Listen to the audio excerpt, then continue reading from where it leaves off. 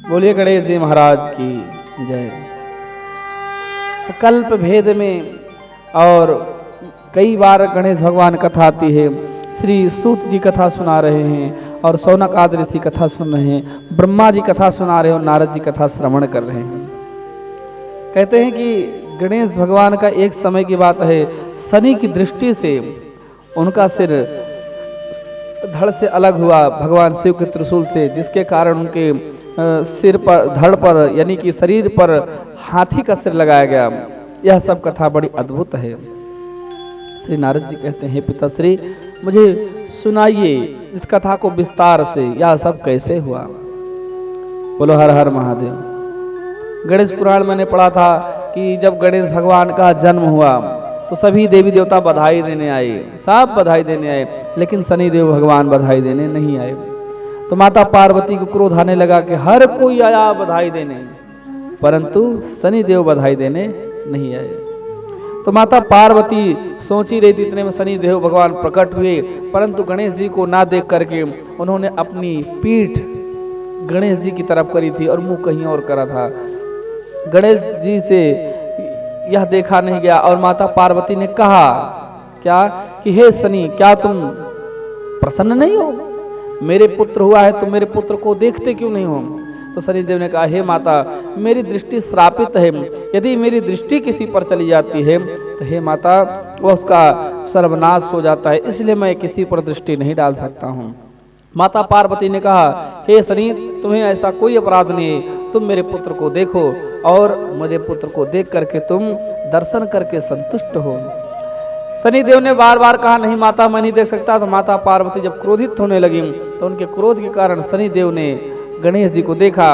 तो गणेश जी को जैसे देखा है शनिदेव ने, वैसे उनकी दृष्टि नीली हो गई, उनका शरीर नीला हो गया। किनका? गणेश जी का। जब गणेश जी का शरीर नीला पड़ गया और गणेश जी प्रणाम करके चले गए तो माता पार्वती बड़ी दुखित हो गई, परंतु अपने मन को जैसे तैसे मना के कार्य करने लगी। आगे चल के वही हुआ क्या कि शिव जी भगवान के त्रिशूल से गणेश जी का धड़ अलग हो गया, सिर अलग हो गया। प्यारे, इसलिए कहते हैं शनि की पूजा करते समय ध्यान रखना, शनि भगवान की पूजा करते समय शनि भगवान के सन्मुख नहीं बैठना चाहिए।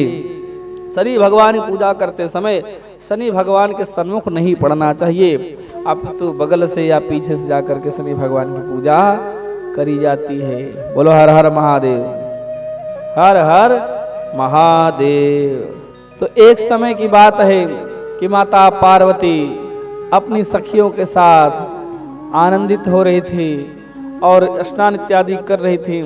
उसी समय की बात है भगवान शंकर घर में प्रविष्ट कर गए, अर्थात कुटिया में जब प्रविष्ट कर गए तो माता पार्वती लज्जित हो गई, उन्हें लज्जा आई, दुख आया। तो माता पार्वती ने अगली बार जब स्नान इत्यादि करने चली तो स्वामी कार्तिकेय को खड़ा कर दिया गेट पर और कहा, हे पुत्र तुम जरा देखना कोई कुटिया में आने ना पाए। हुआ यही कि शंकर भगवान जब भजन पूजन कर करके कथा श्रवण के राम की कथा श्रवण करके जब आए तो कार्तिकेय भगवान गेट पर खड़े थे, द्वार पर खड़े थे। तो शंकर भगवान ने कार्तिकेय से कहा, हे पुत्र यहाँ क्या कर रहे हो? तो कार्तिकेय भगवान ने कहा, पिताश्री माता जी ने ऐसी सी आज्ञा दी है। शंकर भगवान ने कहा, हे पुत्र तुम जाओ और मैं यहाँ पर हूँ। और कार्तिकेय जी को हटा करके स्वयं शंकर भगवान अंदर फिर प्रविष्ट कर गए। जब माता स्नान कर रही थी उन्होंने शिव जी को आता देख करके लज्जा महसूस करी और उन्हें दुख हुआ। फिर उन्होंने बहुत तरह से दुखित होकर के सोचा आखिर क्या करूं कि मेरा कोई कहना माने। अगले दिन उन्होंने नंदी को खड़ा कर दिया। जब नंदी को खड़ा किया है तो नंदी भगवान को भी शिव जी ने हटा दिया। क्यों? अरे भाई नंदी क्या क्या क्या करना, क्यों? नंदी तो भगवान शिव का ही दास है, वो तो भगवान शिव का कहना ही मानेगा और किसका कहना मानेगा। जब बार बार लज्जित होती है कौन? माता पार्वती।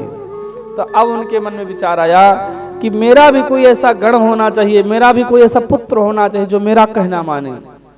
क्योंकि जो पुत्र है कार्तिकेय जी शिव जी के पुत्र है, ये जो गण है ये भगवान शिव के नंदी आदि गण है, वीरभद्र आदि गण, मेरा तो कोई गण ही नहीं है।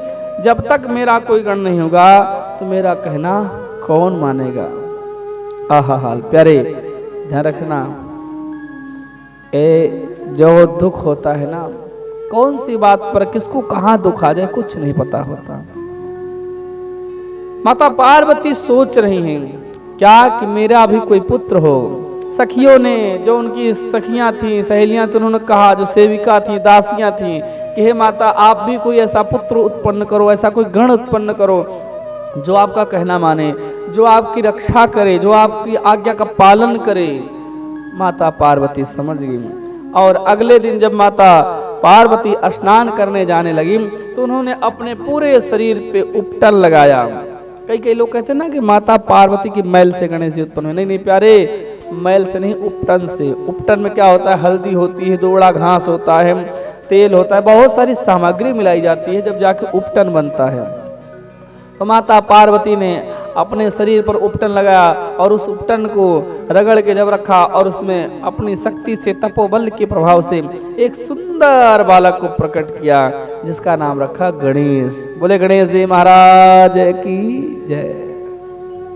तो गणेश जी महाराज जब प्रकट किया है, गणेश जी महाराज ने हाथ जोड़ा, बोले हे माता श्री, कहिए आपका क्या आदेश है, आपकी क्या आज्ञा है, ये बालक आपकी क्या सेवा कर सकता है। हे माता, मुझे कृपा करके आदेश दीजिए, मुझे आज्ञा दीजिए, मैं क्या करूं, मेरा जन्म आपने किस लिए किया है।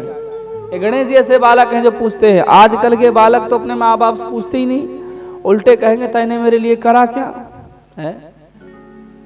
प्यारे ध्यान रखना कि प्रत्येक पुत्र का यह कर्म है, प्रत्येक पुत्र का यह अधिकार है, क्या कि अपने माता पिता से पूछे कि आप क्या चाहते हैं। आप तीर्थ स्थान जाना चाहते हो, चलो। आप कहीं दर्शन करने चलना, चलो। आप कहीं पूजा करना, चलो। आप कहीं कथा श्रवण करने चलना है, चलो। परंतु आजकल के बच्चों को मैं देखता हूं, अगर पिता कहे कि बेटा मैं बद्रीनाथ जाना चाहता हूं, तो बेटा पहले मना कर, क्या करने जाओगे वहां, क्या धरा है। नहीं प्यारे, आपका जो कर्तव्य है उसको करो। गणेश जी महाराज ने हाथ जोड़ा और बोले माता कहिए आपने मेरा जन्म किस लिए किया, मुझे किस लिए अवतरित किया, प्रकट किया। तब माता कहती, हे पुत्र, जब मैं स्नान करने जाती हूँ और उस समय भगवान शिव आ जाते हैं, इस कारण मुझे लज्जा आ जाती है।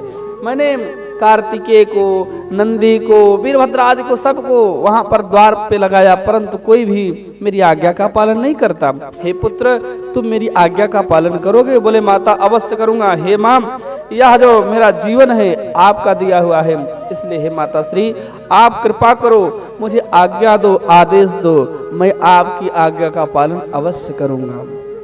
माता ने कहा कि पुत्र तुम जाओ और द्वार पर खड़े हो जाना, जब तक मेरी आज्ञा ना हो तब तक किसी को द्वार के अंदर मत आने देना। बोलो हर हर महादेव। गणेश जी महाराज द्वार पर खड़े होकर माता पार्वती स्नान करने गई। नित्य की तरह शंकर भगवान भजन पूजन करके जब आने लगे हैं, कहा माता पार्वती कुटिया में, इस बार गणेश भगवान ने रोका, हे पुरुष कहाँ जा रहे हैं, आप अंदर नहीं जा सकते। गणेश भगवान ने कहा यहाँ मेरी माँ की आज्ञा, आप अंदर नहीं जा सकते। भगवान शिव सब जानते हुए भी पूछते हैं, ऐ बालक तू है कौन। गणेश भगवान कहते हैं, मैं पार्वती पुत्र गणेश हूँ और मेरी माँ ने मुझे आज्ञा दिया है कि जब तक उनकी आज्ञा ना हो तब तक कोई व्यक्ति प्रवेश नहीं कर सकता है माँ की कुटिया में।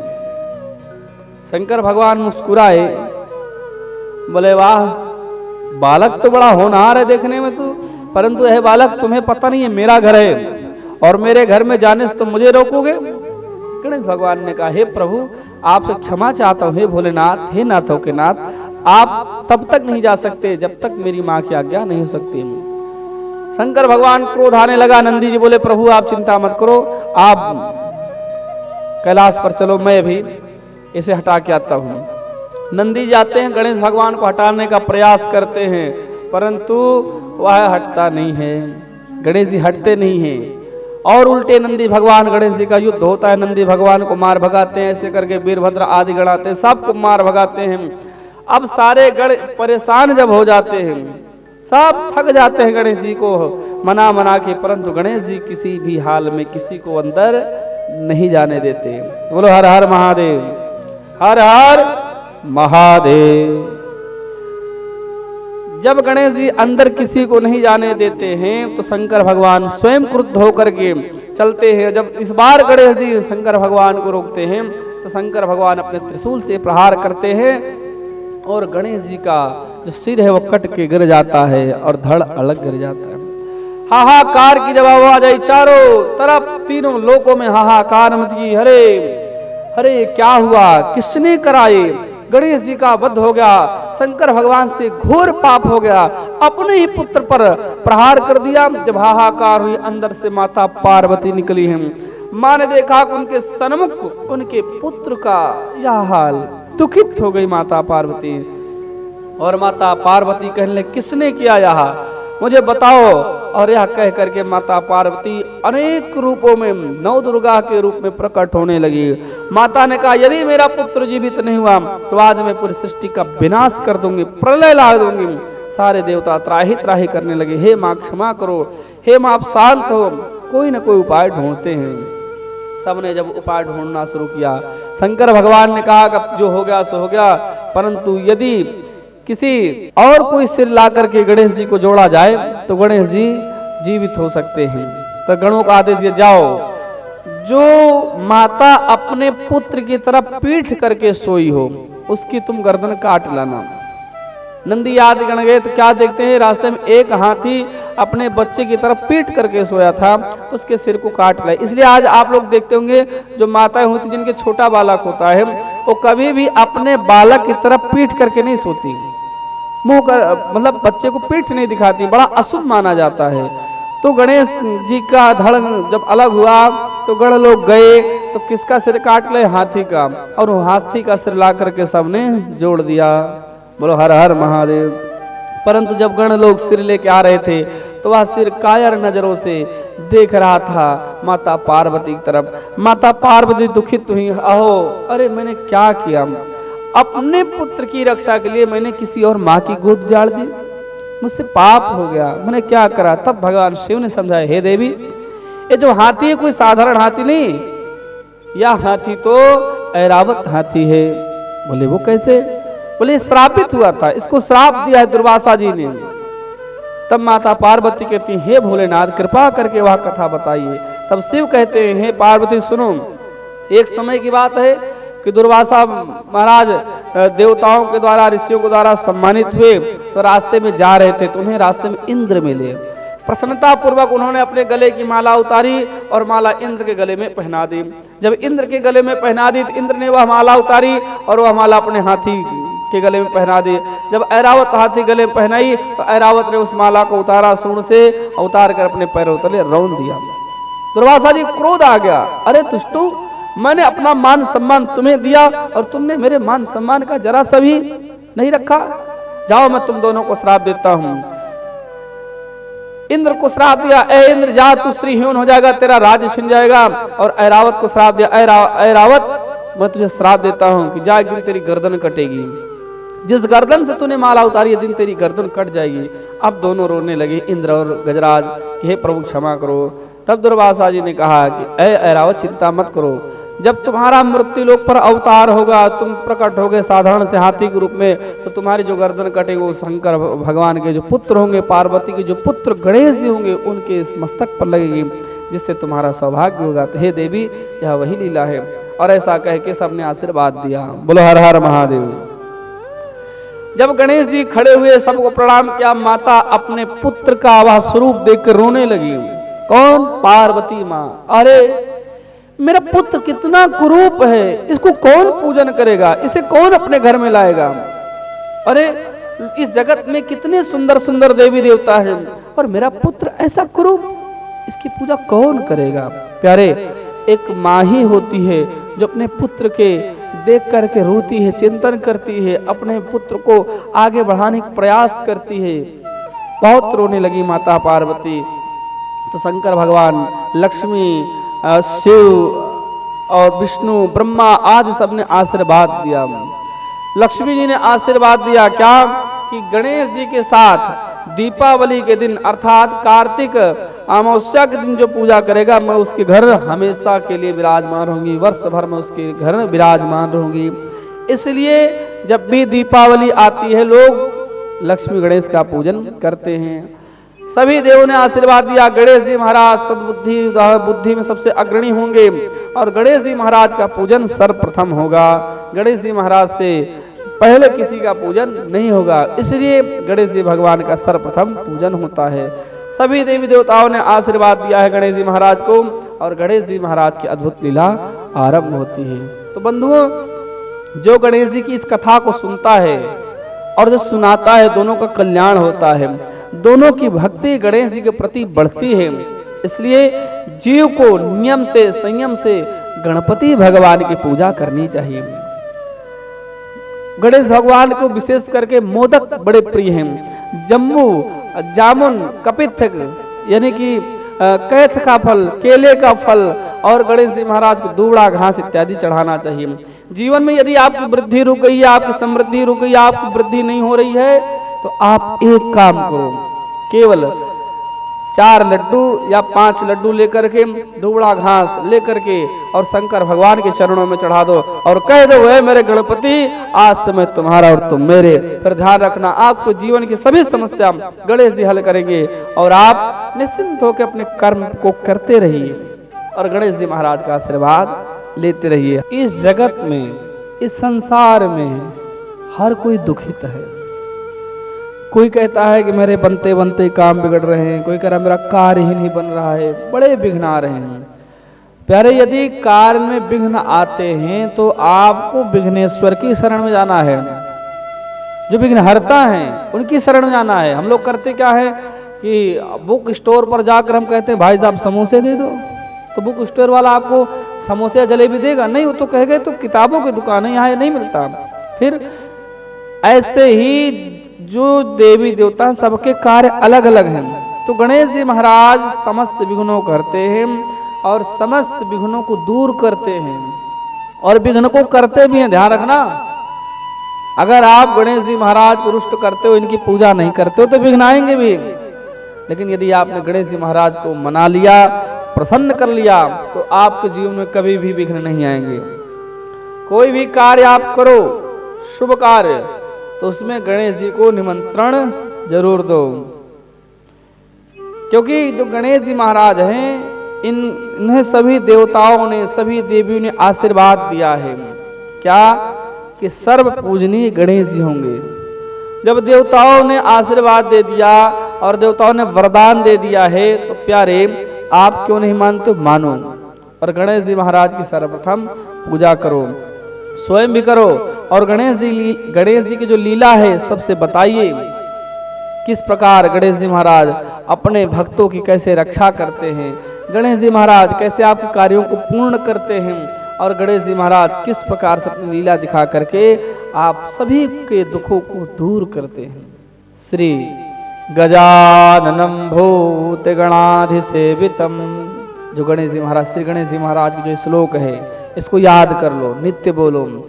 गजाननम भूत गणाधिसेवितम कपित्थ जम्मो फलचारु भक्षणम उमासुतम शोक विनाशकारकम नमामि विघ्नेश्वर पाद पंकजम। गजाननम, गज धन आनना, जिनका हाथी के समान मुख है। गजाननम भूत गणात् सेवितम, जो भगवान भूत और गणों के द्वारा सेवित है। क्योंकि गणेश जी महाराज नित्य भगवान शिव के गणों के साथ खेलते रहते हैं, उनके द्वारा सेवित होते हैं। भगवान शिव के सभी गण उनकी सेवा में रहते हैं। गणेश जी की गजाननम भूत गणाधिसेवितम कपित्थ जम्मो फलचारु भक्षणम। गणेश जी महाराज को प्रिय है जम्मू यानी कि जामुन का फल, केला और कैथ, यह फल बड़ा प्रिय है, इसको चढ़ाना चाहिए और गणेश जी महाराज को देना चाहिए। तो जो भगवान गणों के द्वारा सेवित है, जिनका मुख हाथी के समान है और जो भगवान कपित्थ जम्मू फलचार भक्षणम यानी कि जामुन केला आदि फल खाने वाले हैं, नमामि विघ्नेश्वर पाद पंकजम, मैं उन विघ्नेश्वर भगवान के चरणों में प्रणाम करता हूँ। कौन से? तो बोले उमा सुतम शोक विनाश कारकम। उमा सुतम, जो उमा के पुत्र हैं, जो सभी शोकों का विनाश करने वाले हैं। जीवन में जितने भी शोक है, उमा सुतम शोक विनाश कारकम, जो समस्त शोकों के विनाश के कारक हैं। अर्थात जो गणेश जी की शरण में जाता है कभी भी शोक सताते नहीं, अर्थात वह अशोक हो जाता है। जीवन में कोई शोक नहीं आता है, केवल और केवल एक भगवान गणेश जी के शरण में जाने से। इसलिए गंगणपते का नमः का जाप कीजिए आप, और उमा सुतम शोक विनाश कारकम नमामि विघ्नेश्वर पाद पंकजम। उन भगवान के चरणों में वंदना करें, अर्चना करें, पूजा करें। और गणेश जी महाराज को ध्यान रखें, दुबड़ा घास जरूर अर्पण करें, क्योंकि जो दुबड़ा चढ़ाई जाती है गणेश जी को, वो वृद्धि के लिए होती है। आपके जीवन की समस्त प्रकार की वृद्धि, वंश वृद्धि, कार्य वृद्धि, व्यापार वृद्धि, हर प्रकार जो वृद्धि है रुकी हुई है, उसे गणेश भगवान आपकी वृद्धि को बढ़ाएंगे, जो रुकी वृद्धि उसे आगे ले जाएंगे। इसलिए भावपूर्वक गणेश भगवान की सेवा करें। और नित्य एकदंताय विद्महे वक्रतुंडाय धीमहि तन्नो दन्तिः प्रचोदयात् आदि मंत्रों का जाप करें, खूब सेवा करें गणेश भगवान की, और अपना जीवन धन्य बनाएं। हर हर महादेव।